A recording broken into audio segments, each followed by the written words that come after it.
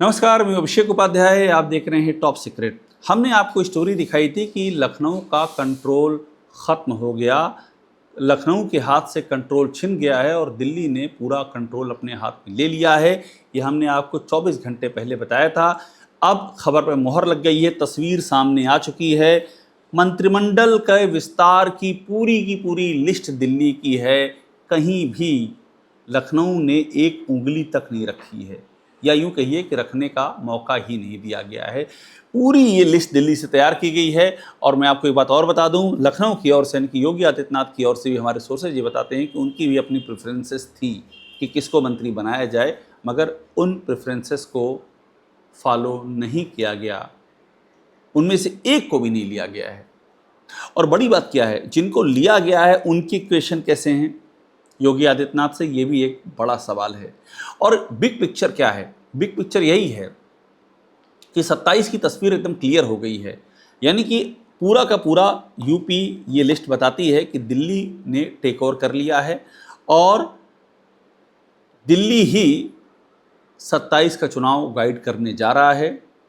योगी आदित्यनाथ के पास अब एक ही विकल्प है कि जैसा गाइड किया जाएगा वैसा उनको आगे बढ़ना होगा, और इसमें कोई उनका अपना टेक नहीं चलने वाला। ये सीधे संकेत मिल गए। ये हमने आपको पहले बताया था, मैं आपको दिखा भी रहा हूँ, जो हमने स्टोरी की थी, क्लियर कह दिया था, 24 घंटे पहले कह दिया था। अब आइए लिस्ट पे आते हैं ताकि ये बात और क्लियर होगी कि क्या कहा था, हुआ क्या है। भूपेंद्र चौधरी पहला नाम है, कैबिनेट मंत्री बनाए गए हैं। भूपेंद्र चौधरी यूपी बीजेपी के अध्यक्ष रह चुके हैं और उसके पहले योगी आदित्यनाथ के पहले टेन्योर में पंचायती राज्य के कैबिनेट मंत्री रहे हैं। यानी कि भूपेंद्र चौधरी बहुत ही महत्वपूर्ण नेता हैं इस पूरी लिस्ट के। लेकिन ये सबको पता है कि उनके योगी आदित्यनाथ के साथ रिश्ते कैसे रहे हैं।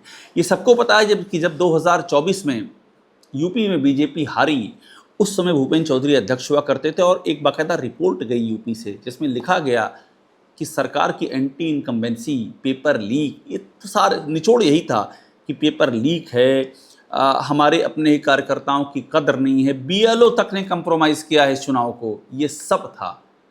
यानी कि सीधा सरकार की ओर इशारा था। और भूपेंद्र चौधरी उस समय अध्यक्ष थे। भूपेंद्र चौधरी जिस दौरान अध्यक्ष थे उसी दौरान ये भी चला कि संगठन या सरकार। केशव मौर्य ने कहा कि संगठन सरकार से बड़ा था, है और रहेगा। इसी दौरान लखीमपुर खीरी में भी एक कांड हुआ था। योगेश शर्मा बीजेपी के विधायक, उनको वहाँ के बार के अध्यक्ष अवधेश सिंह ने थप्पड़ मार दिया था। आलम यह था कि पुलिस एफआईआर नहीं दर्ज कर रही थी। लगातार योगेश शर्मा जो विधायक बीजेपी के सरेआम थप्पड़ खाए थे, वो लगातार गुहार कर रहे थे कि मेरी एफआईआर दर्ज की जाए, पुलिस दर्ज नहीं कर रही थी। फाइनली भूपेंद्र चौधरी की अगुवाई में संगठन ने एक्शन लिया और अवधेश सिंह को निकाल दिया गया पार्टी से बाहर। उसके बाद जाकर के सरकार हरकत में आई और पुलिस ने एफआईआर दर्ज की। तो भूपेंद्र चौधरी का जो पूरा कार्यकाल था उसमें एकदम क्लियर रहा कि सरकार और संगठन दो अलग अलग छोर थे। उन्हीं भूपेंद्र चौधरी को आज की तारीख में कैबिनेट मंत्री बनाया गया और हमारी जानकारी है कि एक मजबूत स्थिति में वो इस सरकार में वापसी कर रहे हैं। दूसरा, मनोज पांडे समाजवादी पार्टी छोड़ करके आए बीजेपी में। कैसे आए? योगी आदित्यनाथ की कहीं कोई भूमिका नहीं थी। सीधा दिल्ली से यानी अमित शाह के स्तर पर बातचीत हुई और अमित शाह से मिलने भी गए। अमित शाह ने ज्वाइनिंग कराई, एश्योर किया कि हम सरकार में भूमिका देंगे और उस एश्योरेंस को पूरा किया। तो मनोज पांडे भी दिल्ली की ही चॉइस हैं। कृष्णा पासवान, ये नाम था, 3 बार की मंत्री हैं, विधायक है, माफ़ कीजिएगा, प्रतापगढ़ के खागा से। और लंबे समय से चर्चा थी कि इनको बनाना चाहिए क्योंकि पासवान पासी समाज से भी प्रतिनिधित्व देना था। ये दिल्ली के ऑलरेडी लिस्ट में थी, पिछली बार नहीं हो पाया था, इस बार मंत्री बन गई हैं, राज्य मंत्री बनी हैं। कैलाश सिंह राजपूत लोक समाज के नेता हैं, कन्नौज के तिरवा से विधायक हैं और कहीं से ये भी उस लिस्ट में नहीं है जो लखनऊ की पसंदीदा लोगों की लिस्ट है, उसमें कहीं नहीं है। यही हाल सुरेंद्र दिलेर का भी है, अलीगढ़ से हैं और वाल्मीकि समाज से ताल्लुक़ रखते हैं। हंसराज विश्वकर्मा तो खुद पीएम की ही कॉन्स्टिट्यूंसी वाराणसी से हैं, बनारस में जिलाध्यक्ष हैं, एमएलसी बनाया गया, पीएम की अपनी कॉन्स्टिट्यूंसी से हैं। इसके अलावा जिन 2 का प्रमोशन किया गया उनमें भी देखिए, अजीत पाल सिंह यानी कि राज्य मंत्री पाल समाज से सोमेन तोमर राज्य मंत्री, ये दोनों ही स्वतंत्र प्रभार के राज्य मंत्री दोनों ही, और ये गुर्जर समाज से। तो एकदम क्लियर है इसमें कहीं भी, और ऐसे मैं कई नाम बता सकता हूं जो कि योगी आदित्यनाथ के हॉट फेवरेट की लाइन में माने जा रहे थे और जिनके बारे में था कि उनको पुश किया जा रहा है कि उनको शामिल किया जाए। एक भी नहीं हुआ है, not even a single MLA उस जो फेवर्ड लॉट कहा जा रहा है उसमें से एक भी नहीं हुआ है। अब कहानी यहाँ से आगे बढ़ती है। कहानी ये है कि अब आगे और क्या होगा मैं आपको ये भी बता दे रहा हूँ। हमने यहाँ तक तो आपको बताया ही था कि शक्ल बदलने जा रही है और 24 घंटे में शक्ल बदल गई। इसके बाद ये होने जा रहा है कि पूरे चुनाव का नैरेटिव दिल्ली तय करेगा। यूपी को अलग अलग हिस्सों में संगठन के लिहाज से, चुनावी तैयारियों के लिहाज से जो डिप्लॉयमेंट होगा वो तय करेगा दिल्ली। दिल्ली से जनरल सेक्रेटरी लेवल के 2 या 3 बड़े नेता यूपी को टेक ओवर करने जा रहे हैं। सुनील बंसल की भी उसमें अहम भूमिका हो सकती है। सुनील बंसल, भूपेंद्र यादव और धर्मेंद्र प्रधान, ये 3 नाम बहुत चर्चा में, जिनकी बड़ी अहम भूमिका हो सकती है कि यानी कि यूपी को पूरा यही लोग संभालेंगे और यही लोग यूपी के नैरेटिव को दिशा देंगे। सरकार का कोई रोल रह नहीं जाएगा। एक बड़ी जो समस्या है कार्यकर्ताओं की कि अधिकारी नहीं सुनते हैं, उसको भी एड्रेस कर दिया गया है। दिल्ली ने क्लियर इंस्ट्रक्शन दिए हैं कि अधिकारियों को सुनना ही पड़ेगा। चीफ सेक्रेटरी को आदेश जारी करना पड़ा है सभी अधिकारियों को कि आपको सुनना होगा, ऐसा नहीं हो सकता कि आप ना सुने।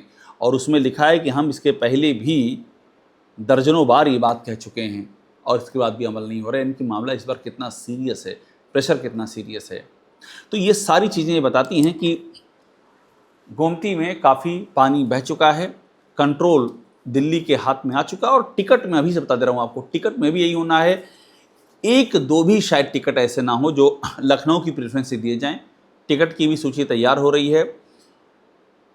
खासे विधायकों के टिकट कट सकते हैं, ये भी मैं आपको जानकारी दे रहा हूँ। खासी बड़ी संख्या में कट सकते हैं। उसकी वजह ये है, हालांकि विधायकों का टेक है कि हम करते क्या, हमको कोई अधिकारी नहीं है, पूरा गवर्नमेंट एक ही सेंटर पे आ गई है और सब कुछ वहीं से हो रहा है, हमारी अधिकारी सुनते नहीं तो हम करें क्या। ये उनका टेक है। इसके बावजूद वजह जो भी हो, लेकिन जो एंटी इनकम्बेंसी हो रही इन सब चीज़ों के ज़रिए, उसको ठीक करने के लिए टिकट भी काटे जाएंगे और वहाँ भी लखनऊ का कोई रोल नहीं होने वाला है। नैरेटिव बिल्डिंग से लेकर के डिप्लॉयमेंट, टिकट, रिसोर्सेज डिस्ट्रीब्यूशन, इन सब चीज़ों का पूरा खाका दिल्ली में तैयार हो रहा है। बंगाल के बाद यूपी सबसे बड़ी प्रायोरिटी हो चुकी है बीजेपी की। और सूचना पर भी आखिर में हमारी जानकारी है कि सूचना पर भी लगाम लगाई जाएगी। ये जो हमेशा हर चीज़ में योगी आदित्यनाथ की जय जयकार शुरू कर दी जाती है, कुछ भी हो तो उसको योगी जोड़ा जाता है। सरकार की ही उपलब्धियां आरोप है कि नहीं बताई जाती हैं, सरकार क्या कर रही है, बस सिर्फ योगी योगी किया जाता है। यहाँ तक कि बीजेपी के अपने नेताओं और मंत्री आरोप लगा चुके हैं बीजेपी और सहयोगी दलों के कि उनको टारगेट किलिंग की जाती है।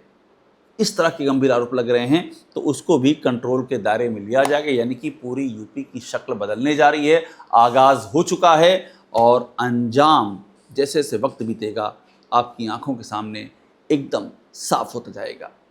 टॉप सीक्रेट देखते रहिए, लाइक कीजिए, इसे सब्सक्राइब आप ज़रूर कर लीजिएगा।